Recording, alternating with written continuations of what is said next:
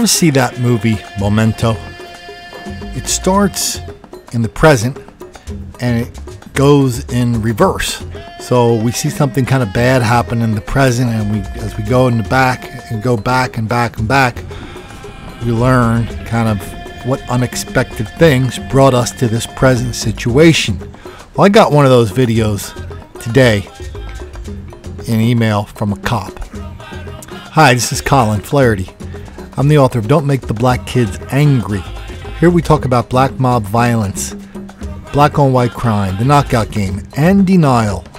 All without racism, without rancor, without apology. So the movie was called Memento. It was a big hit. Why don't we try that treatment with a video from the Midwest? I don't want to do any spoilers here. So I'll pick it up here. There's a family grieving.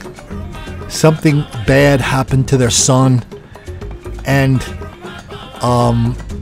well, let's just see what happened. I certainly will not stand back and continue to allow a flat-out blatant wrong to happen in front of people. You can't do that. And if you make a mistake, just say, my bad. But when you can't do that, it needs to be addressed, and it will be addressed. One of the other officers came into the meeting and pulled me out because she said that my son was being roused, and she said, I think you should come outside. Now, this is one of the other officers came and got me out of the meeting. Yeah, those officers just provoked me for no reason.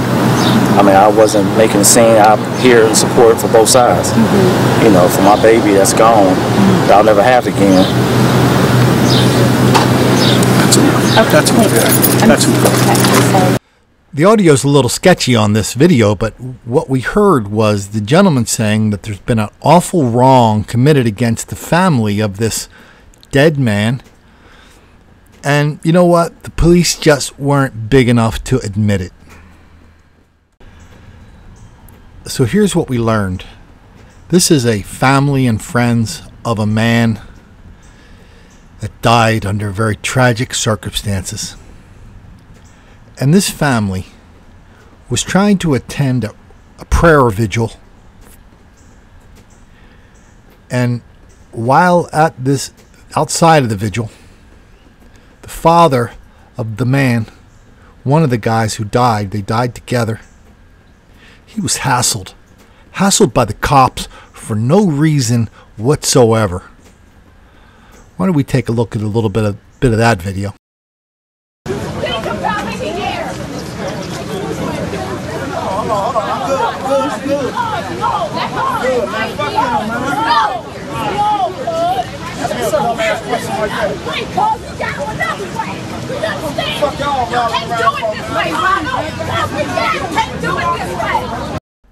Wow, look at all those cops at a prayer vigil. Isn't this a case of over-policing, bothering that family for no reason whatsoever? All they wanted to do was say a few prayers for their son. Well, I guess we better go to the video of the event where these two men died together and how that resulted in those cops hassling that black family for no reason whatsoever. Craig, Officer Sonny Kim came to work today on his day off. He was filling someone's shift for them. And then this call, his first call of the day, would tragically be his last. For some reason, I feel like he was walking around being belligerent with a gun. The call comes from Madisonville. The caller is clearly nervous and upset. It was happening so fast, I couldn't think. He describes a short black male in his early 20s. Then he gives the dispatcher his name. My name is Trey Pierre. Not only did he call 911 once, but he called back a second time. Officer Sonny Kim, with 27 years on the force, was the first on the scene. Shots fired! Shots fired! What happens next is a blur of gunfire, fighting, and sirens. Cincinnati's top cop calling the shootout an ambush Friday night, and cryptic social media posts and texts saying goodbye hours before his death. This scene plays out in front of a family stunned. He done been in some trouble, but my baby ain't no bad person. This is one of those stories that you have to hear it a couple times just to make sure You weren't imagining the crazy thing you just heard. So the family is the family of Trey Pierre. Trey Pierre called 911. This is just a couple days ago in Cincinnati. He called 911 and drew a cop into a scene. When the cop was there, he attacked him with a gun. He killed a cop. It was an ambush. It's about as bad as it gets, right? Well, here's this story is about how it got worse. The cop killer's family showed up at a prayer vigil for the cop.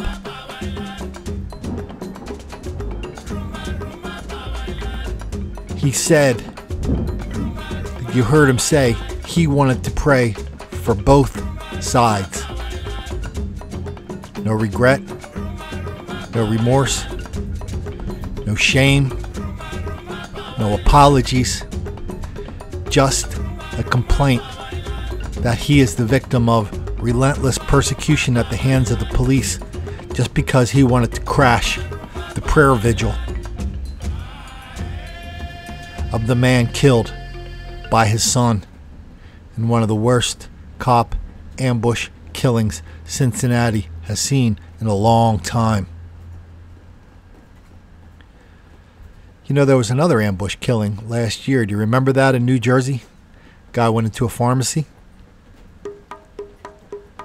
stole some stuff, beat up the clerk, stole his gun, stole the security guard's gun.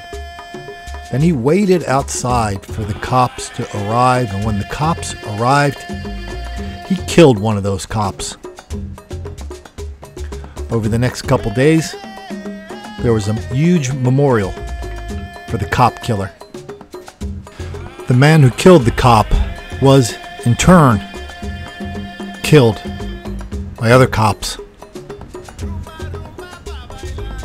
Next day, his wife said, the cop killer's wife said, he should have killed a lot more cops.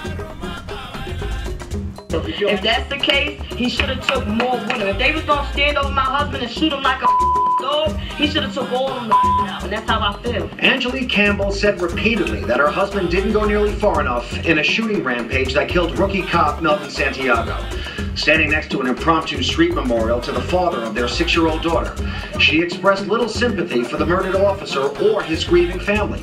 Ms. Campbell also had no sense as to what prompted the 27-year-old ex-convict to commit an apparent premeditated attack on unsuspecting cops. Did he give you any indication going into this as to what? No, I was asleep. Sorry for the officer family, that's, whatever. But at the end of the day, you got a family too. All they care about is the officer. All they care about is the officer. Ms. Campbell echoed the anti-cop mentality of many we spoke with in that crime-ridden neighborhood today. But in that neighborhood, nobody was putting up any memorials for the cop. Do you remember how that story turned out? Channel 12 in New Jersey fired the brave and bold Sean Bergen for calling BS on the whole thing, on the ambush, on the wife, on the anti-cop attitudes in the neighborhood. He got fired for telling the truth about racial violence, all documented in Don't Make the Black Kids Angry.